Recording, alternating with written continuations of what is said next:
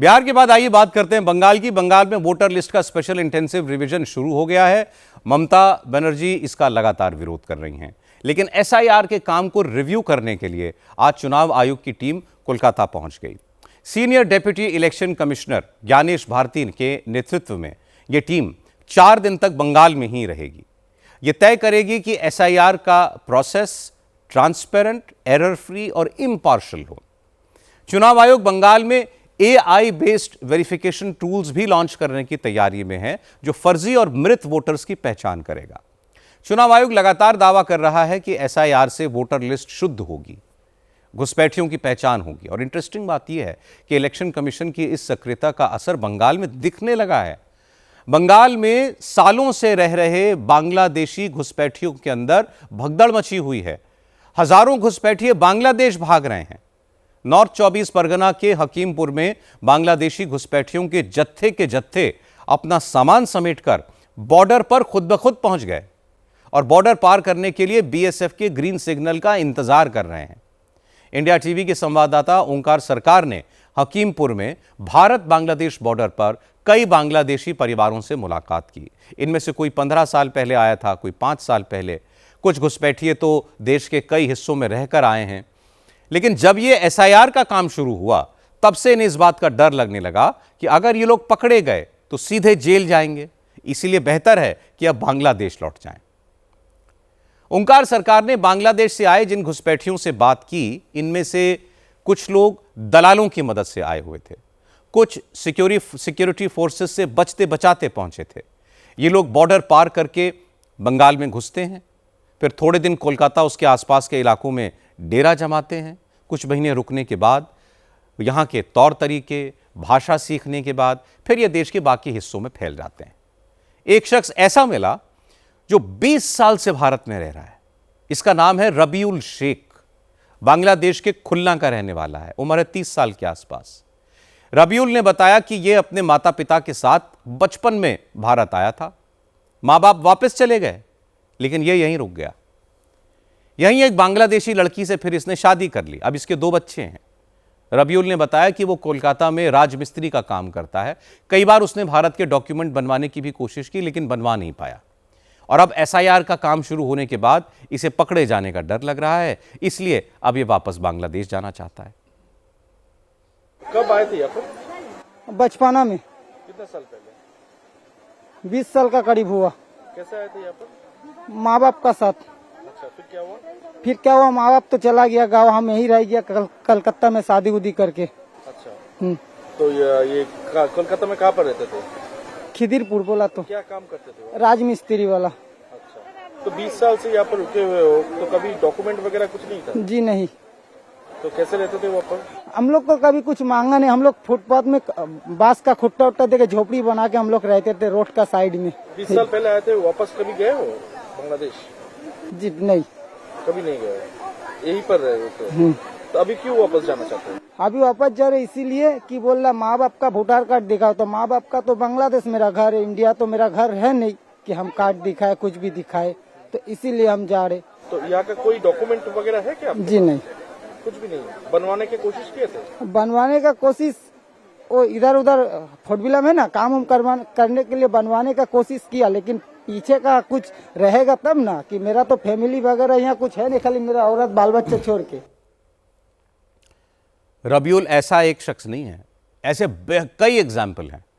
बांग्लादेश के खुलना का ही रहने वाला रुबीन मुल्ला एक लेबर है, कंस्ट्रक्शन साइट्स पर काम करता है। 5 साल पहले एक दलाल की मदद से इसने भारत में घुसपैठ कर ली। पहले अकेले भारत आया, फिर बांग्लादेश जाकर इसने शादी की, फिर अपनी वाइफ को लेकर यहां आ गया। जब इसे स्पेशल इंटेंसिव रिवीजन के बारे में पता चला तो जेल जाने के डर से अब बोरिया बिस्तर समेट लिया। कहाँ घर कहाँ है? घर बांग्लादेश है। तो यहाँ पर कितने दिन पहले आए थे आप? आया था या 5-6 साल हो गया। अच्छा, कैसे आए थे? आया थे यही सब पैसा खिला के आया था दलाल से। अच्छा, तो क्या काम करते थे आप? बिल्डिंग लाइन में काम करते थे। अच्छा, फिर क्या हुआ? आप वापस क्यों जाना चाहते हो?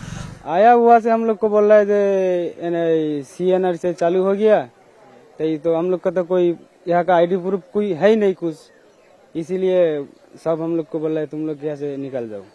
डॉक्यूमेंट कोई आधार कार्ड या इंडिया में मेरा है ही नहीं। आया थे काम काज के लिए, उधर उतना कमाई नहीं होता था। कितने लोग आए थे आप? आए थे हम अकेले ही आए थे। तुम्हारा परिवार? परिवार तो बांग्लादेश में था। अच्छा हाँ, यहाँ के तो शादी किया था। अच्छा अभी 2 बच्चा है, एक फैमिली है। अच्छा। उनको लेके वापस जा रहे हो? हाँ तो तुम्हारा वाइफ किधर का है? बांग्लादेश का ही है? हाँ, बांग्लादेश का ही है। ये तो वो घुसपैठिए हैं जिनके डॉक्यूमेंट्स नहीं बन पाए, इन्हें पकड़े जाने का डर है इसलिए लौट रहे हैं। लेकिन इन परिवारों को देखकर आप जरा अंदाजा लगाइए कि बंगाल में घुसपैठियों की तादाद कितनी होगी और बंगाल इनके लिए कितनी सेफ जगह है। भाषा लगभग एक जैसी, कल्चर एक जैसा, आसानी से लोगों के बीच में घुल मिल जाते हैं। अब राजा शेख नाम का एक लड़का 4 साल पहले 5-6 लोगों के साथ भारत में घुसा।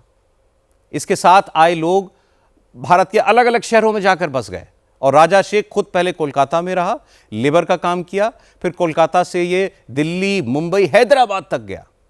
और हैरान करने वाली बात यह है कि यहां इनका एक पूरा नेटवर्क काम करता है। राजा शेख 4 साल से भारत में है, लेकिन वो अपनी मां को कमाई का एक हिस्सा बांग्लादेश भिजवाता है। बांग्लादेश से एक आदमी आता है और पैसा लेकर इनके घरों पे जाता है। राजा शेख का अभी भी बांग्लादेश लौटने का कोई इरादा नहीं है, लेकिन एसआईआर की कार्रवाई से डरकर इसके मकान मालिक ने इसको घर से निकाल दिया। मजबूरी में इसे बांग्लादेश जाना पड़ रहा है। यहाँ पर मैंने आया था 4 साल पहले। हम आया था, लोगों को साथ चला आया था काम के लिए। मैं काम करता था वहाँ से। अब ऐसा शुरू होने के बाद मेरा घर वाला वहाँ से निकल दिया, बोल रहा है तुम लोग घर वापस जाओ, इसलिए मैंने घर जाने के लिए यहाँ पे खड़ा हूँ। कैसे आए थे यहाँ पर? चोरी छिपे? चोरी छिपे। मेरा कोई डॉक्यूमेंट्स नहीं है, भारत का कोई डॉक्यूमेंट्स नहीं है, इसलिए। दूसरे स्टेट में भी? हाँ। कौन कौन राज्य में? मुंबई, दिल्ली और हैदराबाद में भी गया था। हकीमपुर बॉर्डर पर मौजूद इन घुसपैठियों को बीएसएफ अब बांग्लादेश भेज रही है। कई परिवार कल रात से यहीं पर जमा हुए हैं। अब इन्हें गाड़ी में बैठाकर बॉर्डर पर ले जाया जा रहा है। बीएसएफ इन लोगों से इनके डॉक्यूमेंट्स ले रही है। इन्हें वेरीफाई करने के लिए बांग्लादेश बॉर्डर गार्ड्स को भेजा जा रहा है। वेरिफिकेशन कंफर्म होने के बाद बीएसएफ इन्हें बांग्लादेश बॉर्डर गार्ड्स को हैंडओवर कर रही है। हम लोग इस वक्त रुके हुए हकीमपुर बॉर्डर पे, और हकीमपुर बॉर्डर पे कोई कल रात से तो कोई आज सुबह से यहाँ पर इंतजार कर रहे थे बांग्लादेश वापस जाने के लिए। इस वक्त वो यहाँ पर रुके हुए हैं बांग्लादेश वापस जाने के लिए। बीएसएफ के साथ शायद कोई बातचीत हुई होगी कि उनको यहाँ से दूसरी जगह शिफ्ट करवा जा रहा है और दूसरी जगह शिफ्ट करवाने के बाद उन्हें बांग्लादेश भेजा जाएगा। तो इसके लिए जो भी प्रोसेस है वो प्रोसेस फिलहाल के लिए किया जा रहा है। यहाँ पर जैसे कि देखा जा रहा है कि यहाँ पर लंबी लंबी कतारें लगी हुई है और सामने ही चेक पोस्ट है और चेक पोस्ट में लगातार गाड़ियां आ रही है और गाड़ियों से इन लोगों को उठाकर दूसरे जगह पर शिफ्ट करवाने के जो काम है वो काम किया जा रहा है। आज बांग्लादेश घुसपैठियों की वापसी को लेकर बीजेपी ने ममता सरकार पर बड़ा हमला बोला। केंद्रीय मंत्री सुकांत मजूमदार ने कहा कि इतने बरसों से घुसपैठिए बंगाल में रह रहे थे, यहां काम कर रहे थे, घूम रहे थे, बंगाल की पुलिस ने इन्हें क्यों नहीं पकड़ा। मजूमदार ने कहा कि एसआईआर की वजह से आज इतना बड़ा सच सामने आ गया। अब यह बात भी समझ में आ रही है कि ममता बनर्जी एसआईआर का विरोध कर क्यों रही हैं। बांग्लादेशी नेशनल्स है और सालों से बंगाल में रह रहे हैं, तो ये दर्शाता है कि किस लिए ममता बनर्जी और उनकी पूरी टीम, उनकी पूरी पार्टी एसआईआर का विरोध इतनी जोर शोर से कर रही थी। और वोट बैंक के लिए अपने देश के साथ इतनी बड़ी गद्दारी, ये तो देशद्रोहिता है। सालों से ये लोग बंगाल में बैठे हुए हैं, ममता बनर्जी की पुलिस को जानकारी नहीं है, ये हमें बिलीव करना पड़ेगा। और सालों से यहाँ पे बैठकर किसी ने शायद वोटर कार्ड भी बना लिया, किसी ने आधार कार्ड भी बना लिया। अब ऐसा नहीं होता तो लोगों को पता, हम लोगों को पता ही नहीं चलता कि देश के अंदर इतने सारे घुसपैठिए बैठे हुए हैं। और ममता बनर्जी और उनकी पार्टी अपनी सिर्फ वोट बैंक के लिए, अपीजमेंट पॉलिटिक्स के लिए देश के साथ गद्दारी कर रहे हैं। सुकांत मजूमदार ने आरोप लगाया तो तृणमूल कांग्रेस ने भी तुरंत पलटवार किया। तृणमूल के प्रवक्ता जयप्रकाश मजूमदार ने कहा कि आरोप लगाने से पहले बीजेपी को यह बताना चाहिए कि जो बांग्लादेशी वापस लौटे हैं वो बंगाल के वोटर हैं या नहीं हैं। मजूमदार ने कहा कि अगर घुसपैठिए देश में घुसे तो इसकी जिम्मेदारी तो केंद्र सरकार की है, क्योंकि घुसपैठ रोकना केंद्र सरकार का काम है। Who have assembled at the border? Are they voters? Border पर जो लोग जमा हैं, क्या वो वोटर हैं? क्या आपने इसकी जांच की है कि उनके नाम वोटर लिस्ट में हैं? हमें शक है और ये पक्का करना जरूरी है। और सवाल ये है कि अगर वो बांग्लादेश जाने को तैयार हैं, तो पहला सवाल ये है कि अंतर्राष्ट्रीय बॉर्डर पार करके वो भारत के अंदर घुसे कैसे? बॉर्डर की सुरक्षा बीएसएफ करती है, ये अमित शाह के मंत्रालय में आता है। पहले बीजेपी को इस सवाल का जवाब देना चाहिए और फिर ये बताना चाहिए कि जो लोग लौट रहे हैं वो वोटर हैं या नहीं। BJP should answer first. Bengal में वोटर लिस्ट की रिवीजन का असर दिख रहा है। हजारों घुसपैठिए सामान समेटकर बॉर्डर पर पहुंच गए हैं, लेकिन फिर भी ममता बनर्जी की पार्टी एसआईआर का विरोध कर रही है।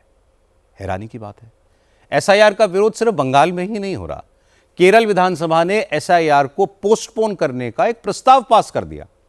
केरल में लेफ्ट फ्रंट की सरकार ने लोकल बॉडी इलेक्शन का हवाला देकर वोटर लिस्ट के रिवीजन को टालने के लिए सुप्रीम कोर्ट में पिटीशन दाखिल कर दी। कांग्रेस ने तो वोटर लिस्ट के रिवीजन के खिलाफ आंदोलन का ही ऐलान कर दिया है। बिहार चुनाव के नतीजे आने के बाद आज राहुल गांधी पहली बार नजर आए। कांग्रेस दफ्तर में उन 12 राज्यों के नेताओं की मीटिंग हुई जहां पर एसआईआर का प्रोसेस चल रहा है, और मीटिंग में यह तय किया गया कि दिसंबर के पहले हफ्ते में दिल्ली के रामलीला मैदान में कांग्रेस एसआईआर के खिलाफ एक बड़ी रैली करेगी।